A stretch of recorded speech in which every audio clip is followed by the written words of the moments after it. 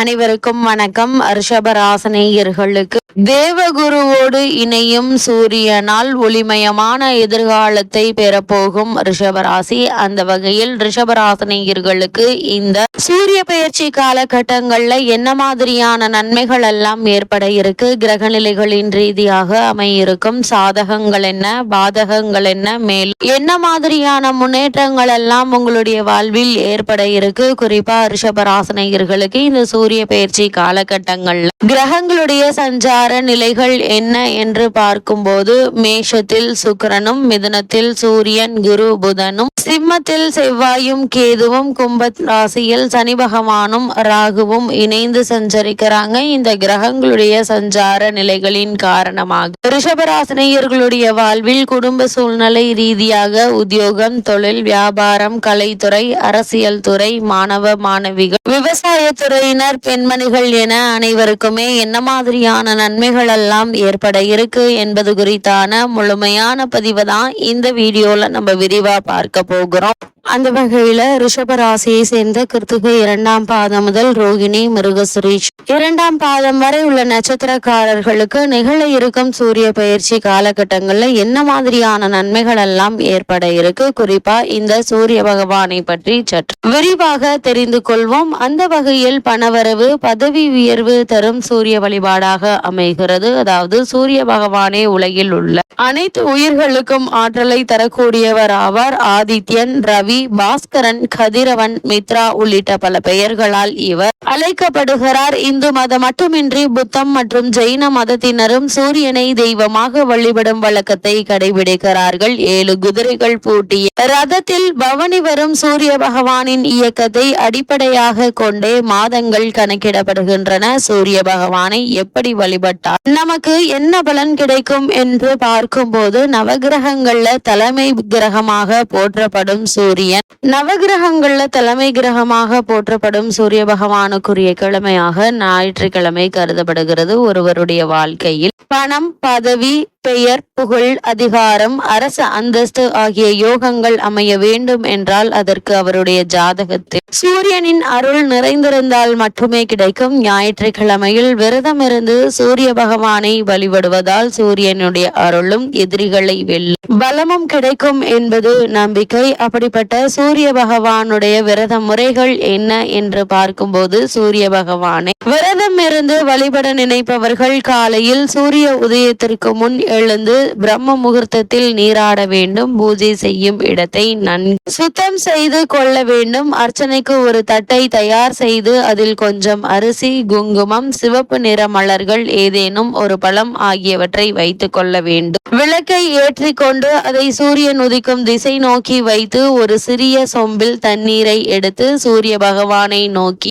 வழிபட்டு கொண்டு அந்த அர்ச்சனை தட்டின் மீது தீர்த்தம் போல தெளிக்க வேண்டும். பூஜை முடிந்தவுடன் நீங்கள் சாப்பிட வேண்டியது ஏதேனும் இனிப்பு வகையாக இருக்க வேண்டும். குறிப்பாக வெல்லம் சேர்த்து செய்யப்பட்ட இனிப்பை சாப்பிடலாம். அதன் பின் மாலை வரை தண்ணீர், பால் தவிர வேறு எதுவும் சாப்பிடக்கூடாது. காலை முதல் மாலை வரை சாப்பிடாமல் விரதம் இருந்துவிட்டு மாலையில் சூரிய அஸ்தமனத்திற்கு முன்பாக சாப்பிட்டு விட வேண்டும். ஒருவேளை சூரிய அஸ்தமனத்திற்கு முன்பாக சாப்பிடவில்லை என்றால் கட்டாயம் அன்றைய நாள் முழுக்க சாப்பிடக்கூடாது. அடுத்த நாள் காலை சூரிய உதயத்திற்கு பின் தான் சாப்பிட வேண்டும். இந்த சூரிய வழிபாட்டை நாம் மேற்கொள்வதன் மூலமாக என்ன மாதிரியான பலன்கள் எல்லாம் நமக்கு கிடைக்கும் என்று பார்க்கும்போது, சூரிய விரதம் மேற்கொள்ளக்கூடியவர்களுக்கு உடல் ஆரோக்கியம் மேம்படும், ஆயுள் நீடிக்கும், கொடிய நோய்கள் எதுவும் அண்டாது, முகத்தில் வசீகரம் உண்டாகும், சமூகத்தில் பிறர் மதிக்கின்ற சூழ்நிலை ஏற்படும், பொருளாதார வளர்ச்சி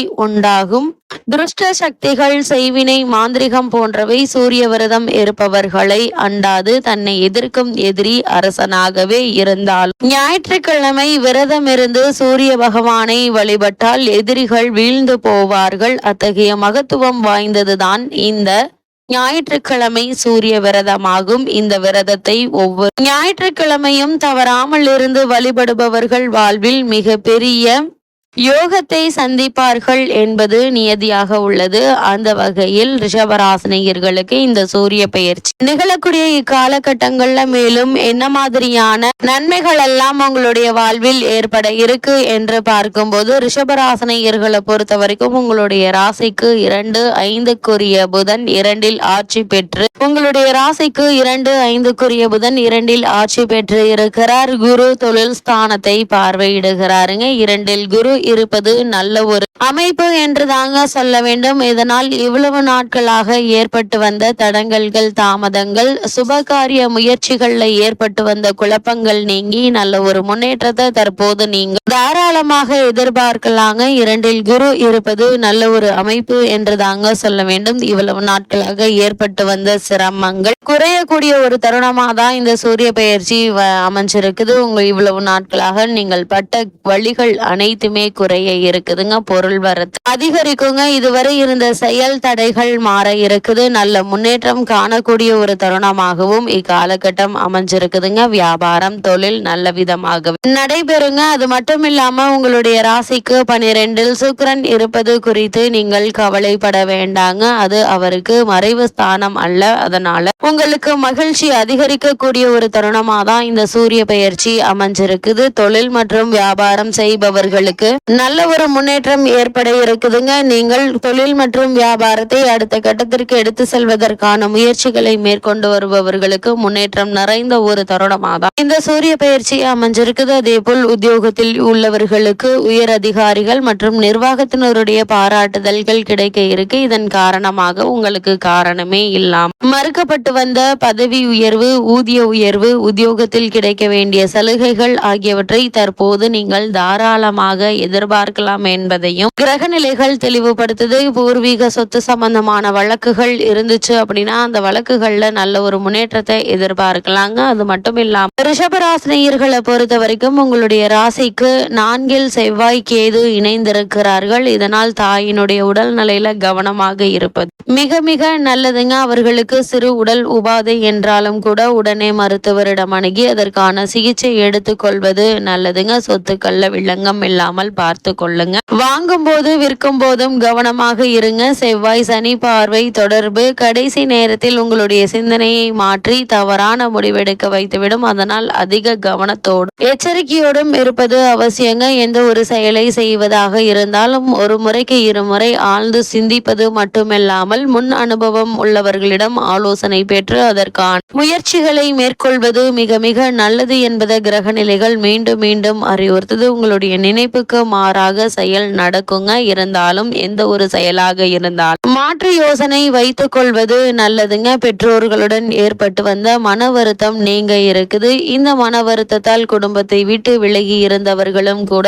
இந்த சூரிய பயிற்சி காலகட்டத்தில் குடும்பத்தோடு ஒன்றிணையக்கூடிய ஒரு தருணமா தான் அமைஞ்சிருக்குதுங்க. வீடு மாற்றம் ஒரு சிலருக்கு ஏற்பட இருக்கு. இந்த வீடு மாற்றம் நல்ல ஒரு முன்னேற்றத்தை உங்களுக்கு ஏற்படுத்தி கொடுக்கும் விதமா இருக்கு என்பதை கிரக நிலைகள் மீண்டும் மீண்டும் தெளிவுபடுத்துதுங்க. ரிஷபராசினியர்களை பொறுத்த வரைக்கும் எண்ணற்ற நன்மைகள் உங்களுடைய வாழ்வில் ஏற்படுவதற்கான சாத்தியக்கூறுகள் நிறை ஒரு தருணமா தான் இக்காலகட்டம் அமைஞ்சிருக்குது என்பதை கிரகங்களுடைய சஞ்சார நிலைகள் தெளிவாகவும் உறுதியாகவும் எடுத்து காட்டுதுங்க. ரிஷபராசினியர்களை பொறுத்தவரை இந்த சூரிய பயிற்சி காலகட்டங்கள்ல கிரக நிலைகளின் ரீதியாக கூறப்படும் பரிகாரம் என்ன என்று பார்க்கும்போது, சனிக்கிழமை பெருமாள் கோவிலுக்கும் ஆஞ்சநேயர் கோவிலுக்கும் சென்று நல்லெண்ணெய் தீபம் ஏற்றி வாங்க. எண்ணற்ற நன்மைகள் உங்களுடைய வாழ்வில் ஏற்படுவதற்கான வாய்ப்புகள் அதிகம் உண்டு. அதே போல் இவ்வளவு நாட்களாக தடைபட்டு வந்த காரியங்களும் கூட நல்ல ஒரு முன்னேற்றத்தை ஏற்படுத்தி கொடுக்கும் என்பதை கிரகங்களுடைய சஞ்சார நிலைகள் தெளிவாகவும் உறுதியாகவும் உங்களுக்கு எடுத்து காட்டுது.